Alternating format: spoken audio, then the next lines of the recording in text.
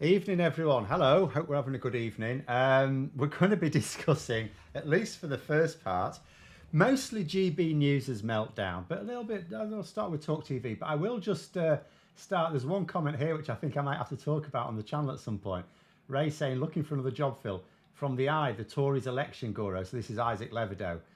Is preparing for your Keir Starmer victory by hiring Labour strategists to his private firm. Yeah, the funny world of consultancy. So his Tory strategists are probably not going to be much use to him after this. In actual fact, I don't think either of them would give me a job. But yeah, so let us discuss. Oh, first of all, let's just go over, because Talk TV and GB News both effectively started to do the same job, attempt to do the same job, although it's not entirely clear what that job is, other than to be a completely unabashedly propaganda channel, really, for very right-wing stroke. I think in the case of GB News, probably more fair to say authoritarian views. I would often argue, I don't think GB News is explicitly, it attracts a lot of people on the right wing. I don't think the content is, as I can gather, explicitly right wing, sort of in terms of the economics. It's mostly authoritarian, anti-immigration, anti-rights, that sort of thing. But Talk TV was started to try and be like, GB News was supposed to be, well, let's try and emulate Fox News in Britain, failing to understand that the American population is fundamentally more polarized than the British population. As we could see, Donald Trump, for example, he's left office, he's, really disgraced himself very badly, and yet American politics is still polarized and he still has a massive amount of support. Whereas you look at Boris Johnson, and, people called him Britain's Trump, and yet when he disgraced himself, the public abandoned him. That's it, he's gone. He's still writing for the Daily Mail, he's still got pockets of support, but by and large, the people who supported him before, they don't carry on supporting him, because I think we are too polarised, but we're not that polarised. But, Murdoch's Talk TV tried to be the real deal. He, after all, set up Fox News in America, and so he thought, well, we'll do the same thing here. And the problem with both GB News and Talk TV is they've both gone after the same audience, and it's not that big an audience. They overestimated the audience. Like GB News at the moment are trying to claim, oh, is the sound a bit low? I can move the microphone closer to me, but it should be fine, I think. GB News are trying to claim all the time. You may have seen, if you follow them on Twitter, well, if you have Twitter, you'll see it whether you follow them or not. They're going, oh, we beat BBC again. Oh, we beat Sky News again. And I keep looking through the official ratings and thinking to myself, yeah, I'm not seeing you beating anyone. You're barely beating me, mate. So it's really, really quite spectacular. But they're not. They're chasing after too few viewers, really. And if anything, GB News seem to be winning over the authentic attempt at Fox News. So there is talk that Talk TV may get chopped due to its low ratings. I mean, it is so bad that GB News have been poaching some of their staff. Imagine how embarrassing that must be for Rupert Murdoch. He's having staff poached by GB News. But Murdoch and Brooks both insist that they're committed to the channel, although that might be the same sort of, what's Twitter? That might be the same sort of commitment that a football club owner gives to the manager the day before they sack them. So we'll have to see on that one. But the main thing I wanted to talk was about GB News, because there's some interesting sort of legal dimensions to some of it, as well as some good political discussions to be had. So if you've got any sort of comments related to something else, I've just seen like Daniel, for example, asking one. I'm more than happy to answer that. Just do it like at the end when we sort of run out of this topic, because we're not going to spend all hour on this. So GB News at the moment are moaning about two things, as well as what they normally moan about, which is immigrants and like everyone else. But they've got two particular axes to grind. One is on advertiser pullout. and the other is on OfCom investigations. So on Advertiser point out, another advertiser pulled out. Apparently it's something to do with coffee. I don't like coffee. I don't know them. It's a company called Grind, I think it is.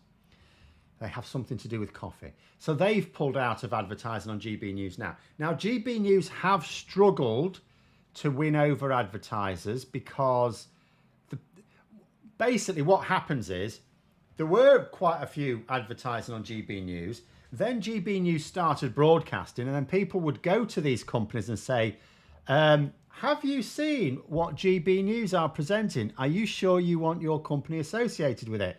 To which a lot of these companies went, no, we don't. Because remember, GB News was supposed to be set up to be a serious news station. That's not what it is, of course. So, and Grind was the latest one. Someone literally said to them, look at it was Dan Wootton, I think, saying something terrible. And they were going, do you want your company associated with this? And they went, no. And they pulled the advertising. So GB News are moaning and calling it censorship. And it's like, well, it's not censorship. First of all, censorship is not always a bad thing. Like, I get censored by YouTube. I have to play by the community guideline rules. That is censorship. Sometimes, quite rarely, they demonetize me. Not as badly as Graham, but every now and then they demonetize it. Now, because I think I'm following all the rules and not trying to just be a law unto myself, I usually am quite aggrieved at this because I think, well, I don't think it does fall foul of it. And I will ask for feedback, and then the feedback comes back saying, oh, you talked about this thing. And I said, oh, I didn't talk about it at all. So I get a little miffed, but at the end of the day, I don't go bleating about it like they do. But the other thing to bear in mind is it's also not like, oh, they're attacking our freedom of speech. It's like, no, they're not. What they're doing is saying they don't want to pay for your freedom of speech. That's all they're doing. They're saying, we don't like what you say, so we're not going to pay for it. Of course you wouldn't. I mean, could you imagine if I was to try and pack out Wembley or something, or sell it, and no one bought tickets to listen to me speak at Wembley? Would I be justified in saying, well, this is censorship because people refuse to pay me money to listen to me speak?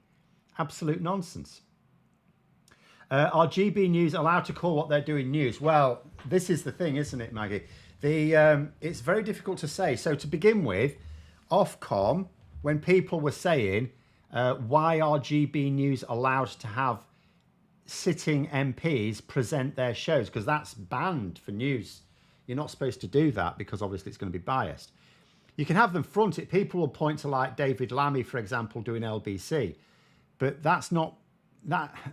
I know it's a bit of a difficult one, but on these LBC shows, he's not presenting, he's answering questions from the public. The show is him taking calls from the public. So he's not curating it or anything like that or presenting. You know, it's a bit different when you've got like, you know, Lee Anderson interviewing Brendan Clark-Smith, both Tory MPs and both from a particular part of the Conservative Party as well. And Ofcom said to this, well, it's not a news programme, so it's fine. It's like, closing the name, mate. They call themselves GB News. They're not doing it. They're not doing it sarcastically. GB News. And now Nigel Farage reckons he's got a news presenting award. So Ofcom have opened up a few, you know, investigations. And the latest one is Ofcom are launching an investigation into what they're calling their Don't Kill Cash campaign. So this is a campaign which aims to retain cash, so to halt the move towards a cashless society. Now, if people want to pursue a campaign like that, fine, you know. I'm not going to complain and say, well, they're misrepresenting certain facts, because the Daily Mail do that with their campaigns. But they're not allowed to run campaigns. And I think, you know, some people may think, well, is that fair? Because the Daily Mail, in fact, newspapers run campaigns all the time. The Daily Mail run campaigns quite often. The Mirror run campaigns. The Daily Express run campaigns. Why shouldn't GB News? And it's because the law prevents broadcasters from running campaigns. And I will read out the relevant law. This is from, what's it called again? The Communications Act, I think it's called 2003. There it is. Communications Act 2003. It's quite low down. It's in sort of part 320. I had to search for it.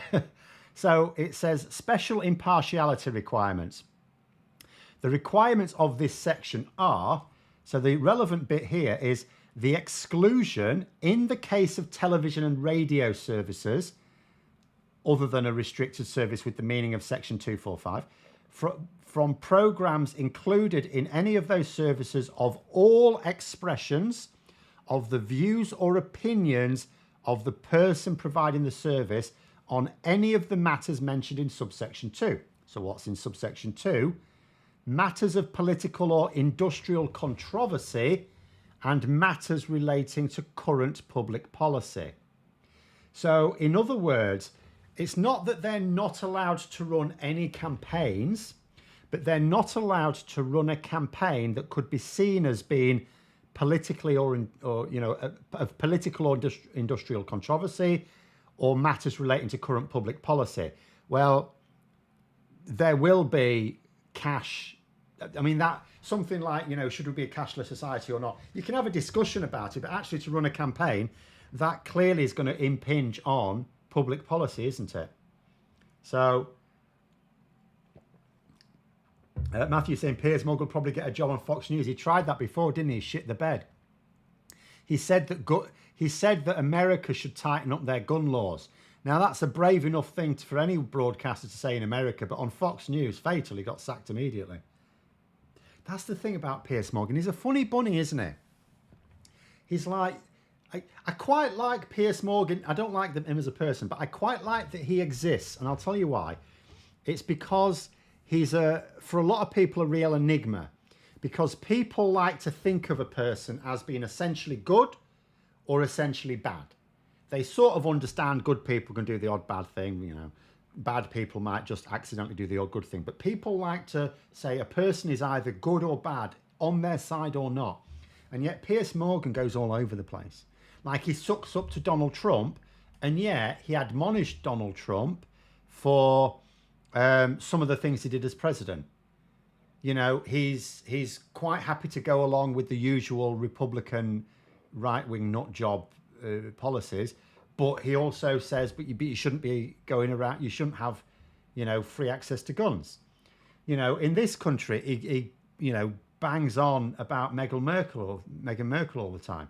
And yet he was also the one of the very few, admittedly not many got the chance, to put government ministers under the spotlight during 2020, during the real intense period of the pandemic. But at the same time, he was also caught up in the whole phone hacking. I know he got away with it, but a lot of people sort of think, he must have known something. He's the editor, for goodness sake. So he's like Jekyll and Hyde. And I think it does no harm to have characters like that who remind you that someone can be very good for society and very bad for society, and it be the same person. But does that mean that poisonous rent-a-god Piers Morgan might be finished on TV once again? Please let it be so. People like that always come back. The fact of the matter is, regardless of his moral compass, Piers Morgan is actually very good at what he does. Arguably, the fact that he is bombing on... And I don't know. His show may be doing all right on TalkTV. I don't know. I don't think it is, though. It may just be that they're trying the wrong thing, that he's trying to force it. Like, he's very good. He's a very good journalist. He's very good at interviewing people properly. Like, interviewing Donald Trump's no good because he's just going to be... But interviewing people aggressively, he's a good attack dog. So if you give him something like that, if you give him a situation where he's going to sort of tear a minister to pieces, he's very good at that. And of course, there will be more need for that when Labour in power, because he's not really minded to be on Labour's side a lot of the time, even though he does have some very liberal views. But there we go.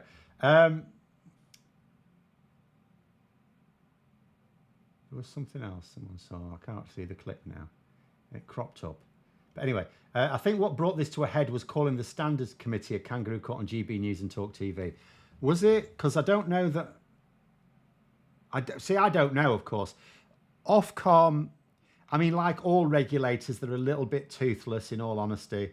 The closest thing to a regulator that actually had some powers until recently was like the Electoral Commission, and even they've had their wings clipped. So Ofcom don't really have a lot of power, but they are, of course, in discussion with ministers. So it's possible, but it would need, I think, a government lead on that. But there we go. Cash is corrupt. There's a reason nobody passes credit cards under the table in brown paper envelopes. Well, do you know, that's my thinking as well. I'm quite happy for people to say that there's an argument against the cashless society, but my attitude is, you're right. It's a lot harder to, if we did have a cashless society, there's an awful lot of corrupt payments that would be more difficult. Because although you still get plenty of corrupt payments electronically, the fact that they're being made means that they can also be monitored. So yeah, Morgan isn't complex in any way. He's a grifter, whatever is easy to take aim at. I don't know.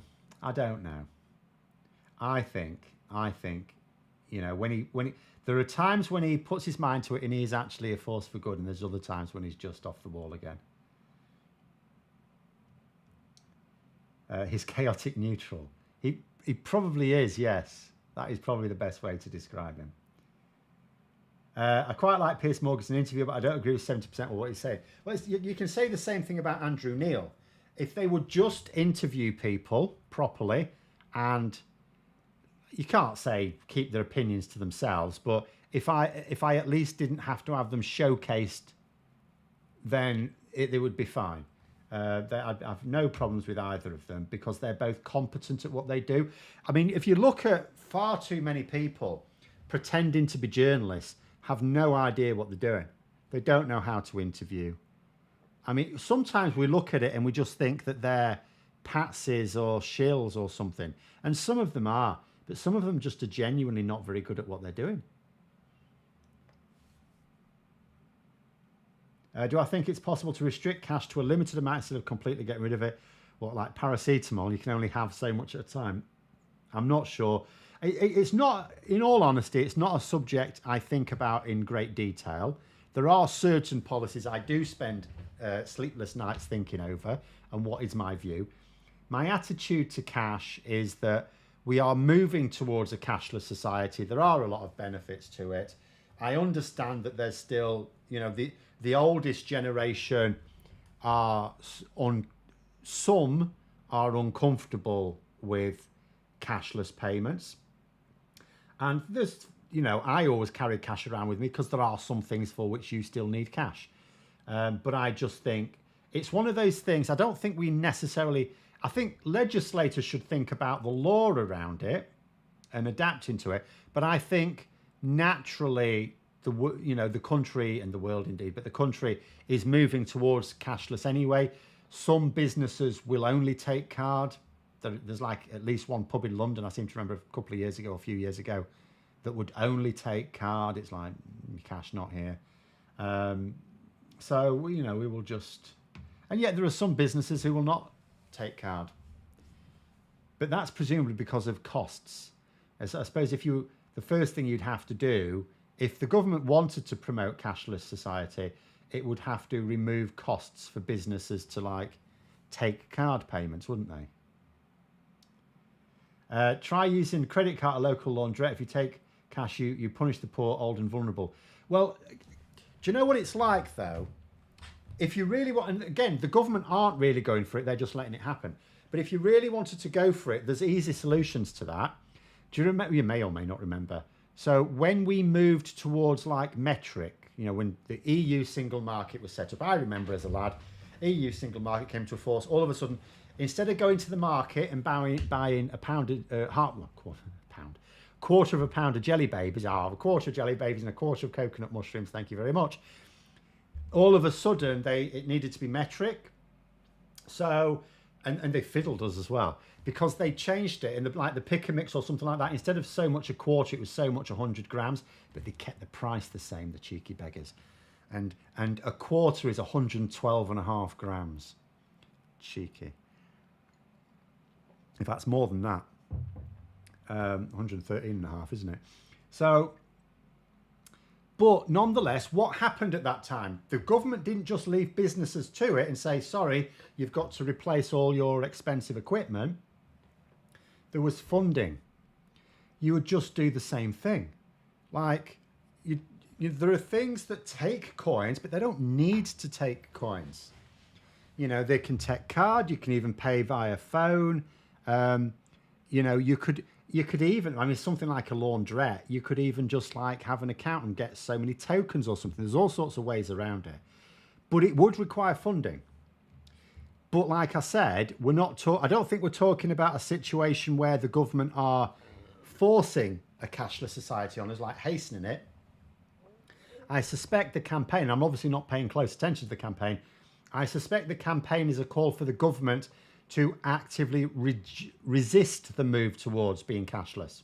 In other words, GB News wants the Conservative government to interfere in free market forces, I think is the nub of the campaign.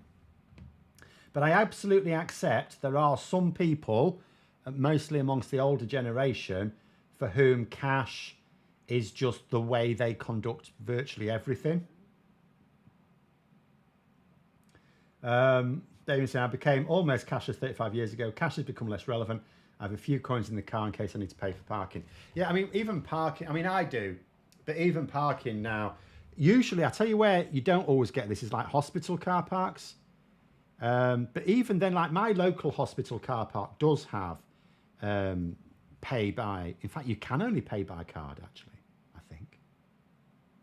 I can't remember, but you can certainly pay by card. Whereas when I went to the one, there was a hospital I was going to for a while after I had an operation in Hull, and that was only like a couple of years ago, and that would only take coins. But generally speaking, parking machines that don't give change for cash is another con. Yeah, whereas if you pay by card, you're paying for what you're using, aren't you?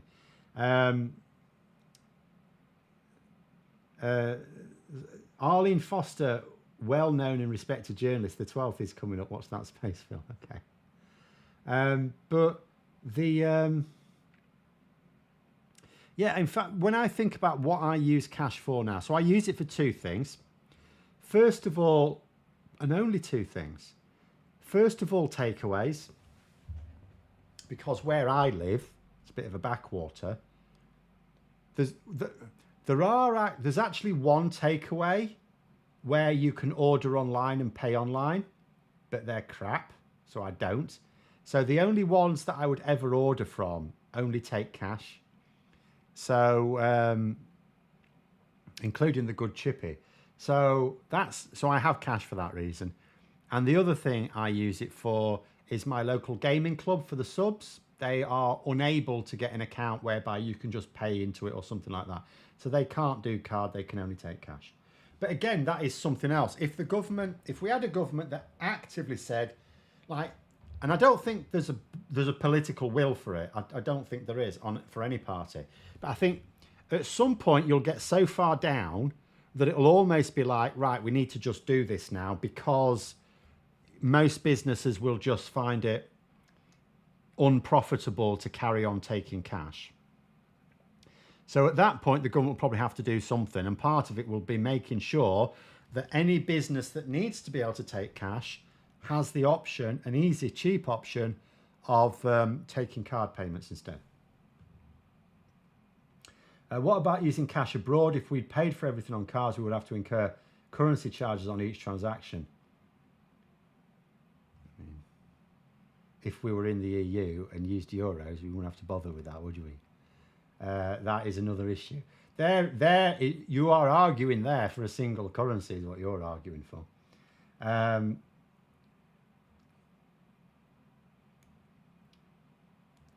In all honesty, I'll leave like going abroad to people who actually go to abroad, which is not me.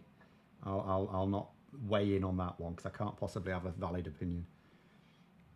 You probably have to reduce the cost of credit and debit cards for the small businesses who prefer cash for transactions. Absolutely, yeah. This is what I mean. This is what I said before. You know, you would absolutely need to stop charge. You would actually just have to stop charges, not have charges. Maybe what you do to these businesses is charge them a subscription fee instead. Just a flat subscription fee based on their income. You know, what comes through, what goes through their card reader. That would be better. But you would certainly have to get rid of like charges, like the charge on each transaction, because that's a nonsense. But anyway, right. So we're going down a sort of rabbit hole here. What I was trying to point out, it was inevitable. This the point I was just making is GB News are wailing about this, but the law is quite clear. A newspaper can run certain campaigns. Newspapers are completely free from this law. But if you're on television or radio, you're not. So actually, if they can run a campaign on YouTube, because they've got a YouTube channel, if they want to run a campaign for their YouTube viewers, they can do that. They just can't broadcast it on television, as I understand it. How will the Tories manage their cash for questions sidelines? Well, that's easy because they take those in the form of donations. I don't think the brown paper bags are realistically used there. I think they are actual. It will be wangled as either a donation. Usually it's a donation. They'll declare it. They'll declare the donation, but nonetheless, it still happens. Or it'll just be a payment for some service, some consultancy service. But obviously when Labour come in, they're supposed to be knocking that on the head, aren't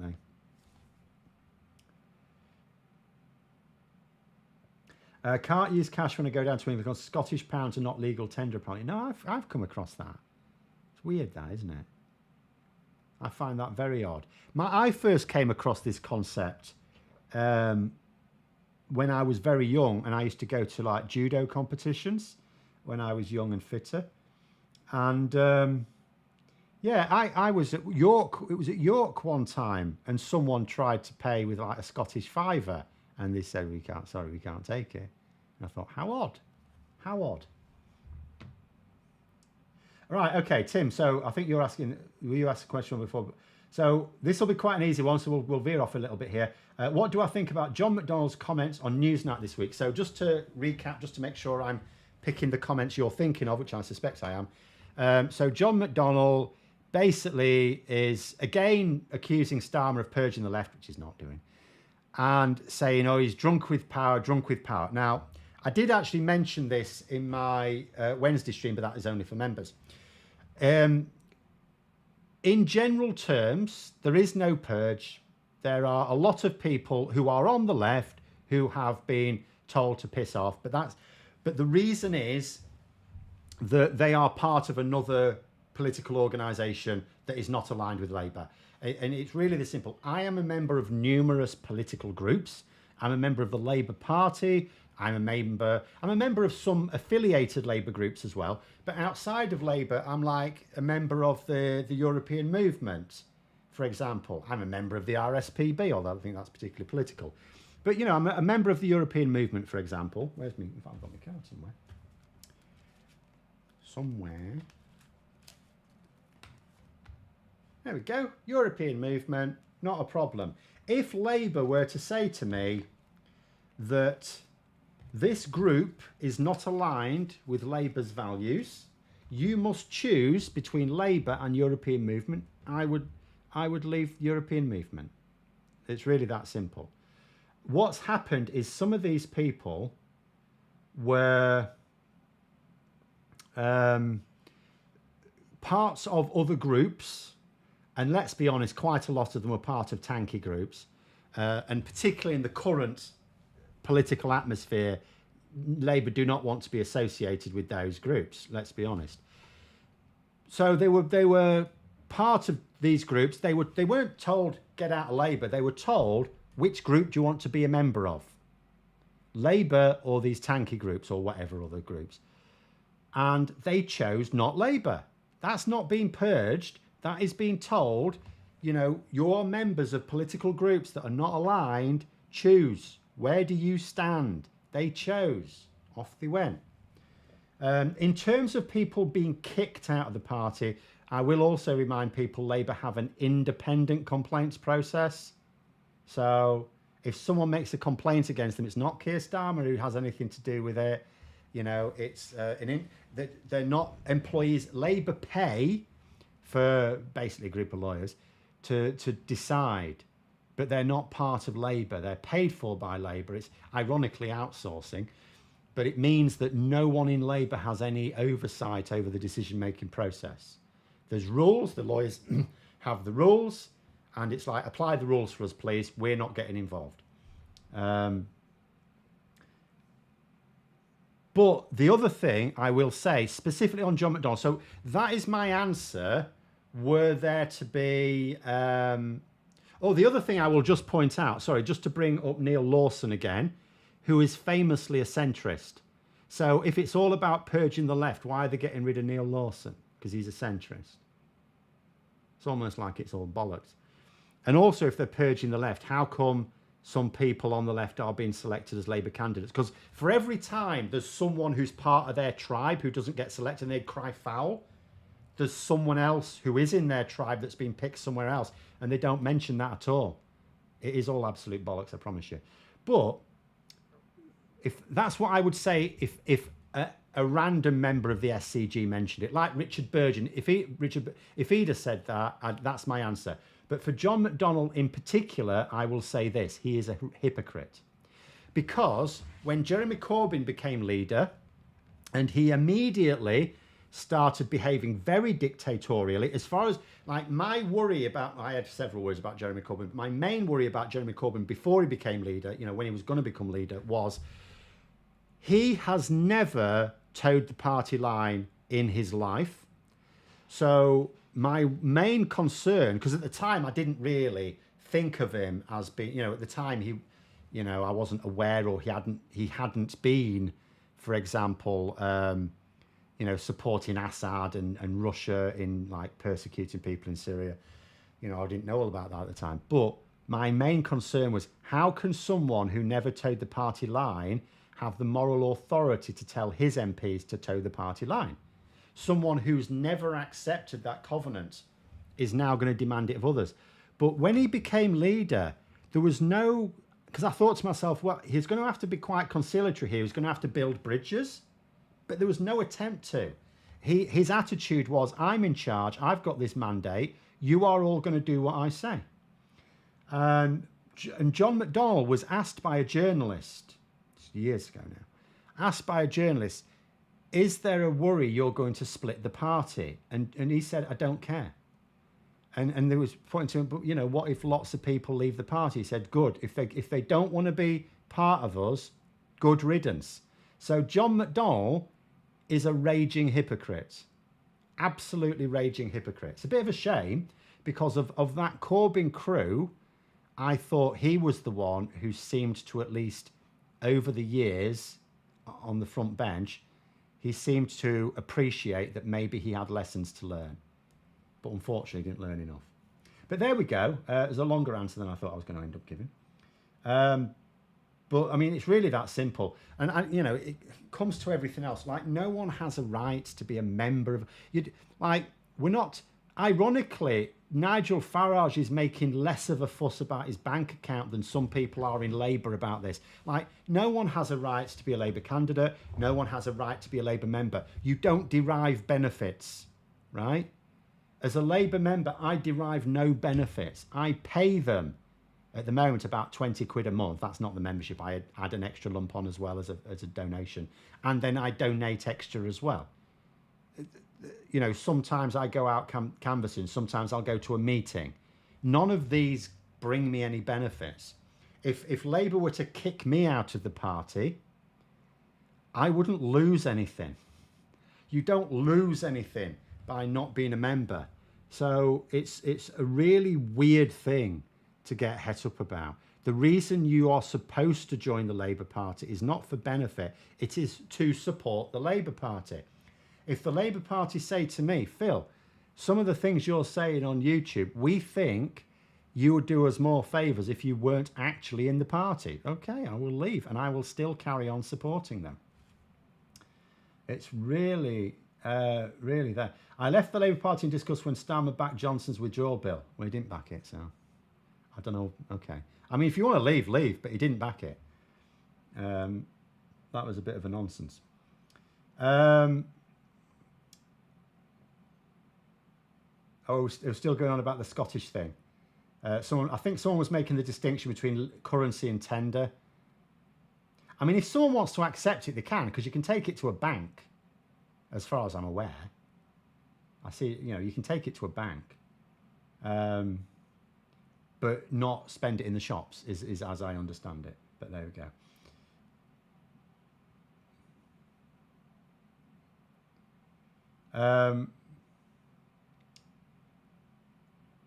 Being a hypocrite does not make him wrong. That's a fallacy. But he is also wrong. That's why I gave my answer demonstrating that he's wrong and then added on the extra bit of how he's a hypocrite. So he is still wrong. There is no purge.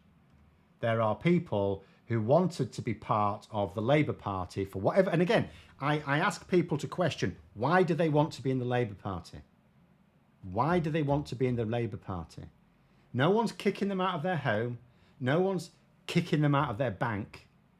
No one's kicking them out of any organisation from which they derive benefit. No one's even cancelling their gym membership. The Labour Party is something or a political party is something you join. If you're joining it to derive benefits, I question whether the Labour Party is really the right party for you. Maybe the Conservative Party is a better party if you are joining it as a financial transaction. It's supposed to be to support Labour into government. And the sorts of people who actively want to make it harder for Labour to form a government are not supporters of the Labour Party. And they should not be in the Labour Party. And it's absolutely fine for people to say, right, I am happy with this Labour leader, so I will join the Labour Party. And then when they go and someone else comes in, I am not happy with this Labour leader, I will leave the Labour Party. Fine, do that. But there's nothing to complain about. It's you spending money for something that doesn't give you anything. Why are people complaining? It has rules. Follow the rules or don't be a member. And as I say, it's like, no, would anyone seriously say that if you join a gym and you don't follow the rules, that the gym is being unfair by cancelling your membership? No one would say. So why would you say of a political party from which you get nothing and you're not supposed to get anything from it? What would happen if the Lib Dems or SNP ousted the Tories as the official opposition? It would be impossible for the SNP to do it. I'll tell you why. Because in order for... So obviously the SNP, even if they had a stunning... If they took every seat in Scotland, what you're talking just... well, actually, no, they've had a load of seats nicked off them. So actually, for the next election, they don't actually... They've had about... It's about 10 seats they've lost, isn't it, Scotland? So it'd be 40 odd, right? Which is basically what they're on now. So I mean, that's the upper limit, really, half a ton. So for the SNP to do it, first of all, they would have to take the whole of Scotland, and the Conservatives would actually have to be beaten down to like certainly below 50. I can't actually now remember how many seats there's going to be in Scotland at the next general election. It's significantly fewer than now. There's been a right power grab. But the... where were we now? So the Lib Dems would be the next one. Again, the Lib Dems probably have, although they've got potentially more seats they can win, they're realistically... a really good election would still be about 50. So either way, it could only happen if the Tories were actually beaten down to below those figures. And I really don't think they will. I keep saying we have to remember, as bad as the polling looks now, when the election is called, they'll give it a good 6 or 7 weeks, and there has to be at least 5, I think it is. But there'll be a good 6 or 7 weeks in all likelihood before the actual election.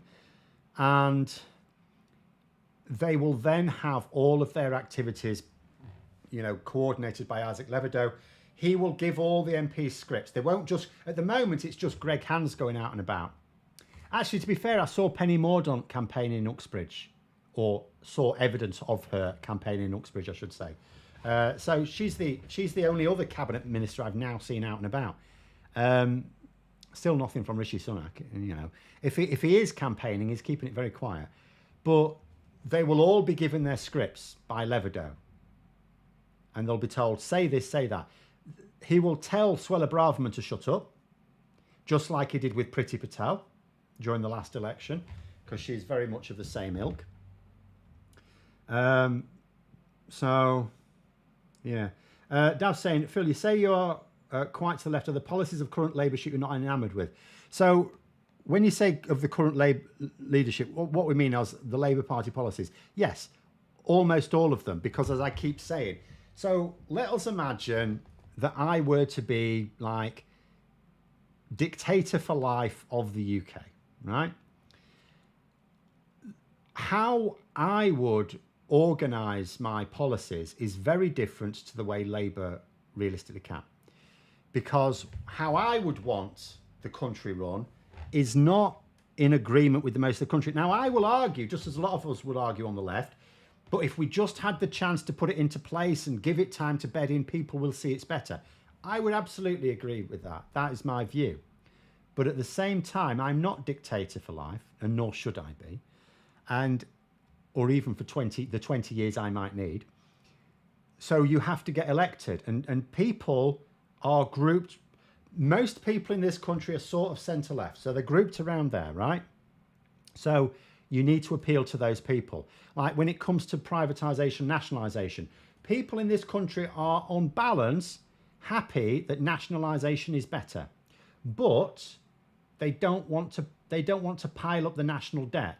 So like when Keir Starmer was talking about water, saying it's not worth privatising it if it just involves handing over a load of government money to shareholders. He's specific, and he's right, because all that will happen, I don't know how many times I have to keep saying it, all that will happen in reality is, so Labour pile on the national, loads of borrowing in order to nationalise, which basically means, yes, paying off a load of shareholders. Do the people then see any benefits? No, they don't. The price stays the same because you've got to start paying it off now, as well as investing properly in it.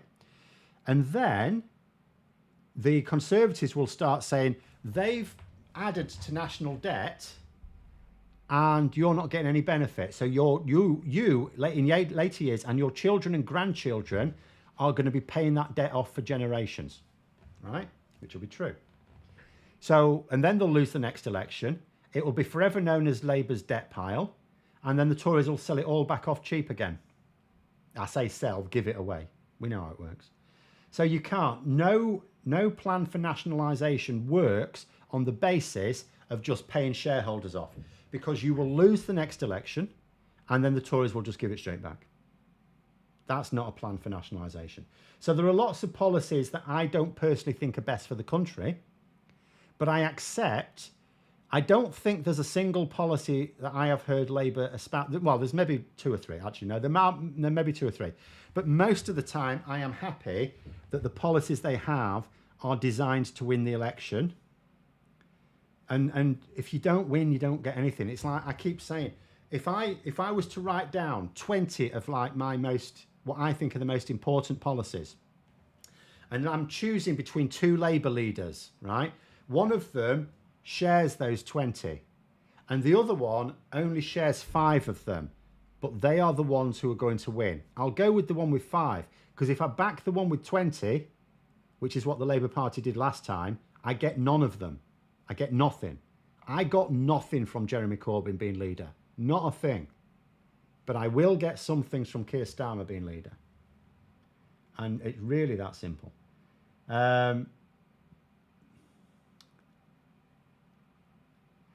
Worry about what a Labour government will do when they get into power. See, the thing is, okay, even when people say that, yes, there's a certain extent to which any government is always an unknown quantity until you give it power. But are people, even right now, are people seriously going to say the Conservatives are better? Really? I mean, the Conservatives are currently passing a bill through Parliament, and it's going to pass, which could literally turn the internet off in this country.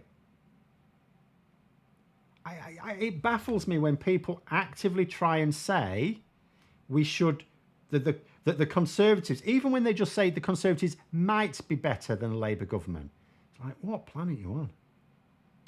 Out of curiosity, what are the 2 or 3 Labour policies you're not happy with? Well, when I say 2 or 3, it's just because I can't be absolutely certain on one. What I will say, and it's not necessarily a policy, but something Lisa Nandy said last week, I think it was. Where are we? Saturday. It would have been not the week just gone, but the one before. So she was saying that a Labour government wouldn't ever use rent controls.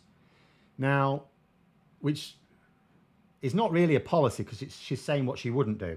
Now, I would always argue,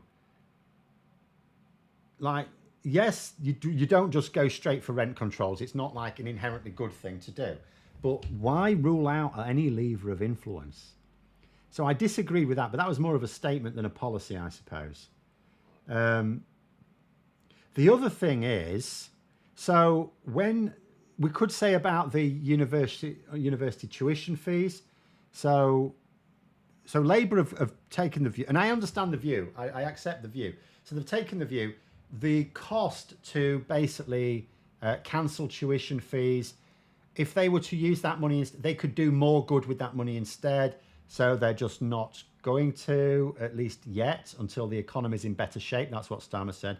So he's not saying just in principle we're not going to get rid of them. He's just said until the economy is in better shape. But what I would say, and I've had this view for a very long time, is a better policy with tuition fees is if you want to get rid of them, get rid of them. But if you decide not to get rid of them, then be selective and identify courses that we would want people to graduate from.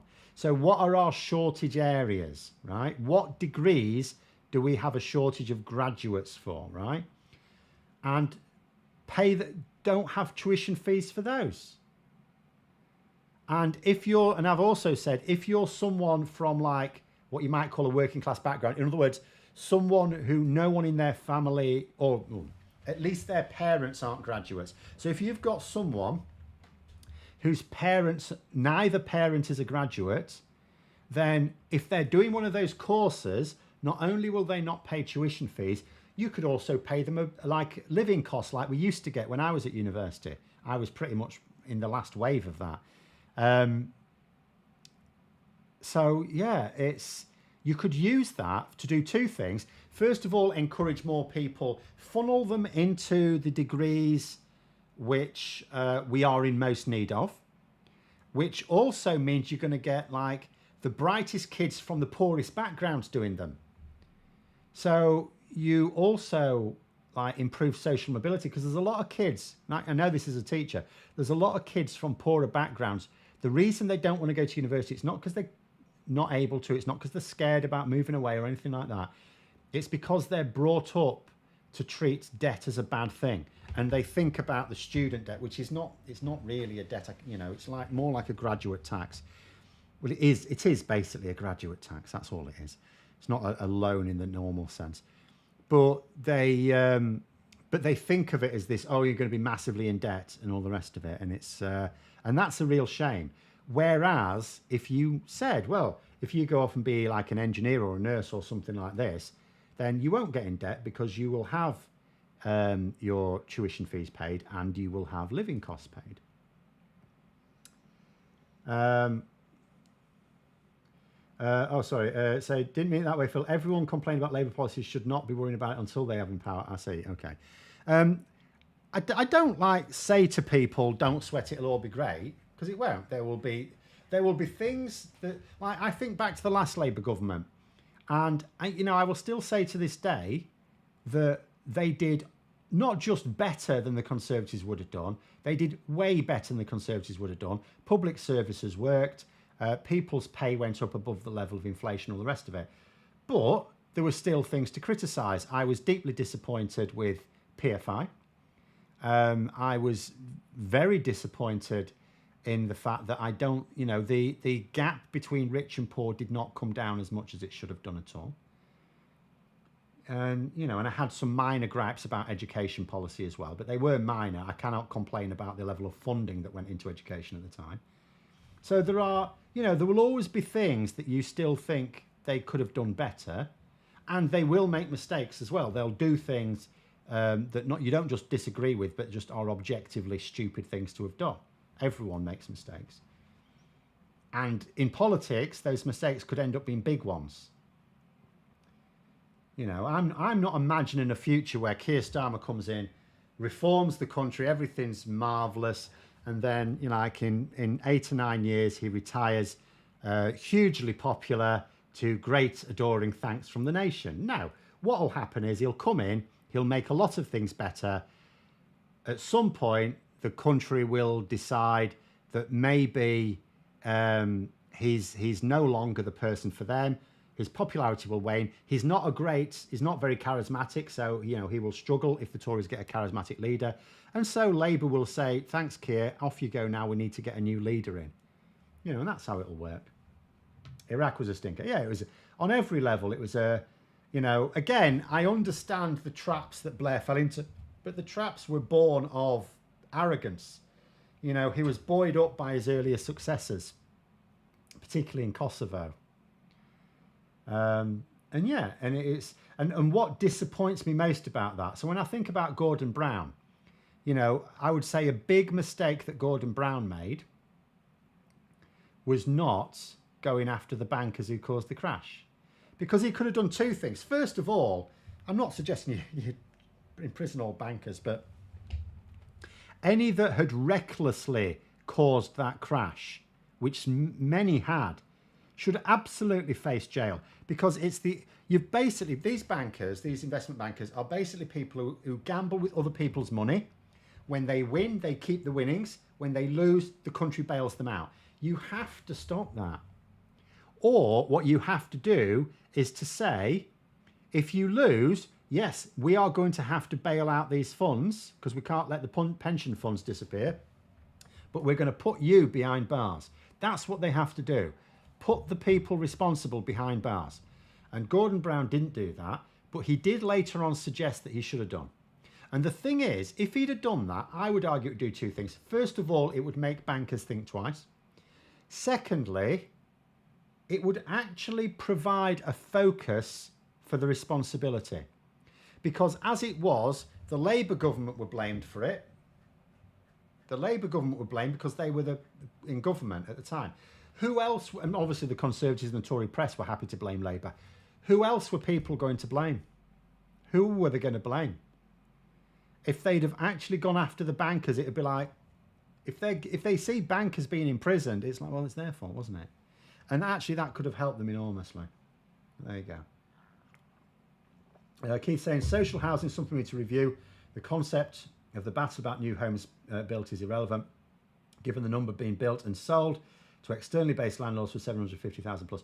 So the cost of new builds, absolutely. Bear in mind, Labour have a policy of making sure first-time buyers have first dibs on new houses. So that immediately will cancel that out. They haven't as yet said, they're being a bit coy on where they stand on buy-to-let mortgages. I think there's an implication, but it is only that buy-to-let mortgages will be less of a thing under Labour. But just the fact that Labour will make sure that first-time buyers have first dibs on new builds, if they did nothing else, and they will, if they did nothing else, that would stop that. But the thing about social housing, we know the problem with social housing. It's like anything else. You're presumably talking, I mean, I know you won't exclusively, but let's say council housing, for example, because we've not had those built for a very long time. We know what happens when you do council housing now. The Tories come into power and sell them off cheap. And what that does is two things. First of all, obviously, it's no longer social housing. The second thing it does is it makes the people who bought it cheap very grateful. My partner's mother is such a person. Working class background. I'll tell you how much she was a Labour supporter when she was younger, when I didn't know her, of course, is my mum told me, this is illegal, by the way, but my mum, when she came of age to vote, she went off to the polling station with her parents, and her mum stood behind her with her ballot card and made sure she ticked the Labour box, right? So she was a typical working class person all the time, vote Labour, must vote Labour. Then she and her husband bought their council house from Thatcher. Ever since then, been Tory voters. Because as far as they're concerned, the reason they've got a house and the reason they've got a bit of money now is because of the Tories. And that's what happens, is no right to buy in Scotland. No, Scotland doesn't have a Conservative government. There soon would be if they did. The thing is, in this country, you cannot rule out a Conservative government. So if you build council housing, it's like, I mean, if you think about it, there'll be nothing to stop councils building council housing when Labour come in once they've got their reforms in, because the idea is that there should be more decision making made more locally. So in actual fact, there'd be nothing to stop councils doing it, I imagine, in the fullness of time. But I would just caution, as soon as the Tories come back in, I mean, I know I keep saying if we could just get proportional representation in, but until Labour firmly commits to it and win an election with it in the manifesto, we can't be sure proportional representation is coming. So we have to work on the default position that at some point in the future, the Conservatives are coming back to power. And anything that the Labour government have built up, any national assets at all, gone. Gone. What have we got left at the moment? Nothing. People keep thinking, oh, we've still got the NHS. No, we don't. It's privatised. It already is privatised. They haven't completed the step because it's still free at the point of access. But it is actually privatised because the NHS trusts, the committees that decide how to allocate funding, now have private healthcare providers on those panels. So as far as I'm concerned, never mind the fact that a lot of so-called NHS funding goes to private companies, the fact that even the actual NHS funding is decided partially by people who own private healthcare companies, as far as I'm concerned, the whole thing is already instrumentally privatised. It's done. It's a done deal. It's reversible, but it will take a very long time to untangle the mess. I believe that a Tory government could have prevented after the 2010 election if Brown agreed to step aside as PM. It was a hindrance to a Labour Lib Dem minority government forming. I really didn't. He stepped down anyway. He really wasn't. That was what the Lib Dems were. The Lib Dems had no intention of that because it was not going to get them anything they wanted. The Lib Dems only pretended to be interested in. They said, "Oh, we'd be interested in the Labour thing, but not with Gordon Brown."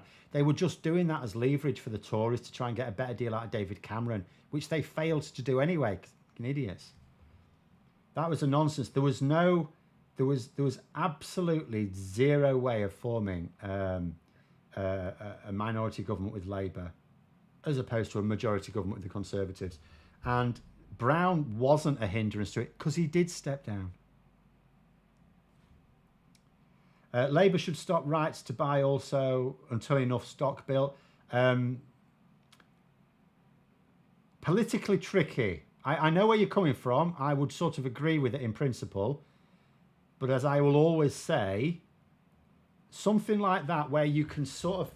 I'll tell you what I would do. If I was a Labour Party policymaker, my attitude to anything like that would be, I agree that's the right decision, but I would think to myself, let's find out how this affects us electorate, because you have to do that. At all times, you must focus on, you cannot do anything without power. Even when they're in power, they need to stay in power. So they would have to make sure they polled it to see what would be the impact of this. Or they'd have to be fairly sure they could have enough houses built before the next election that they could start it up again. That is what would need to happen. I mean, in principle, I am against rights to buy anyway. I mean, you know, with council housing's council housing. Just leave it as it is. Will we be joining Horizon soon? It's difficult to say. In theory, we've got an agreement. The problem with it is that there's going to be lots of people in the Conservative Party, in and around the Conservative Party, arguing, oh, but hang on a minute, we'll be putting more money in than we get out. And it's like, yeah, but the benefits that we will get from it, it basically allows us to prop up the rest of our scientific community. Otherwise, if we don't join it, we will lose lots of top scientists from this country. But nonetheless, the financial argument is going to be made. Let's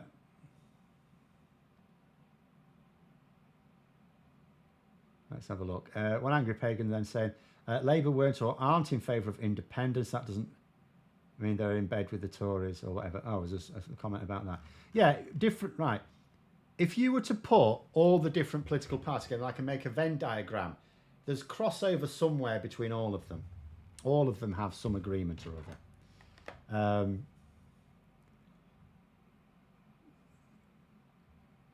And yeah. Right, go for the last few because I'm sort of running out of time now.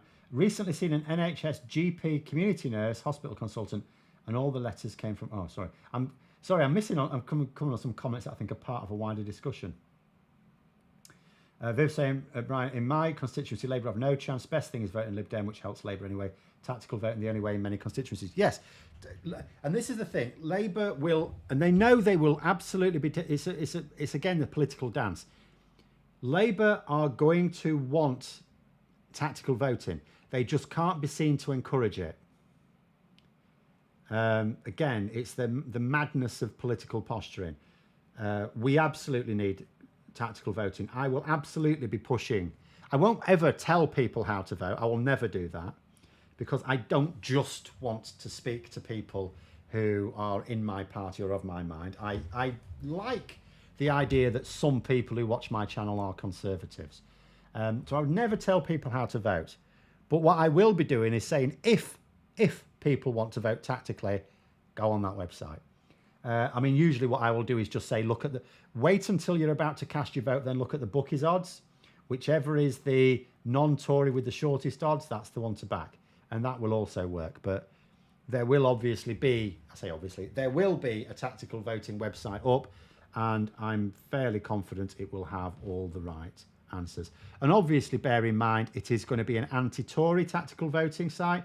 So it will not give you any suggestions if a seat is, say, between, well, the one seat that's between the Lib Dems and Labour, or the multiple seats that are between Labour and the SNP, or even Lib Dems and SNP.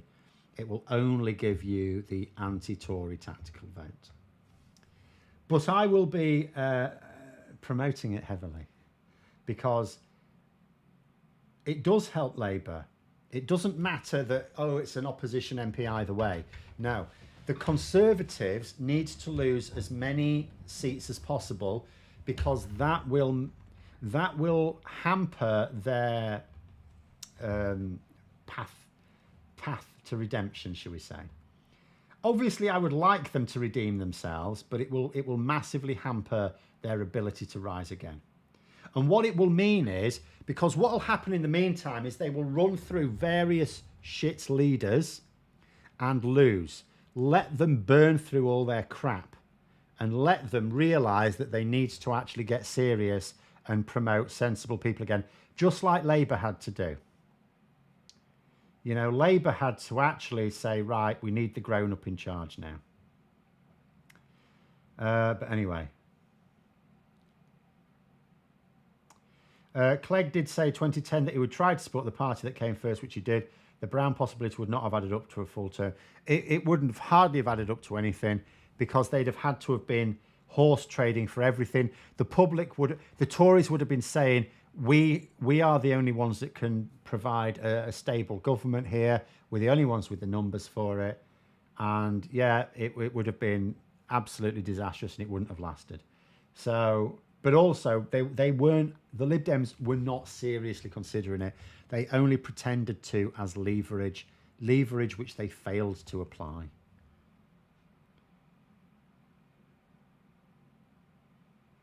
Not only Sheffield, one around Cambridge, Labour Lib Dem. No. And no. There's not, is there? Where? I'm not sure there is. Or do you, when I say, okay, what you may mean is one where technically the Conservatives don't finish second. It's not really quite this. Okay, it's not quite the same thing. I don't mean, when I talk about like key battlegrounds, I don't mean safe seats. I mean ones where it is actually between two candidates. So yeah, okay, there might be another seat, or there might be even several seats for all I know, where Labour and the Lib Dems come first and second, but it's always one of them that's going to win it because the other one's too far behind. Will Lib Dems take over as the opposition if Tories crash and burn? Like I said this, I actually covered this earlier on. Not realistically, no. I know the polls are getting close to Liz Truss levels again. I think it'll steady out. Over the course of the summer because things may calm down a little bit. But the bottom line is all these mortgage holders that Tories rely on, then only the most, well, only the, I mean, there will be some who are very, very wealthy and they can still afford that mortgage easily.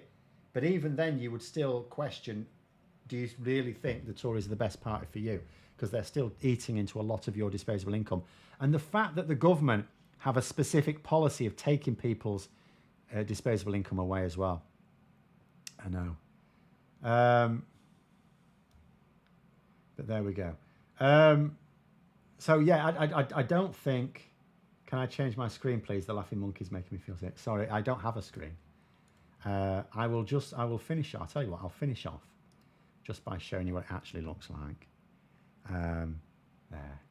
It's not a screen, it's just like a virtual remover. But unfortunately in this room, I did have a green screen that sort of worked, although it wasn't ideal, and then it broke, and it's just like, if it's going to break again, it's just a waste of money and resources to keep buying it and chucking it away because they're quite big. But we'll have to leave it there anyway. But thanks very much for coming on, everyone. Have a good evening. And until next time, I'll see you later.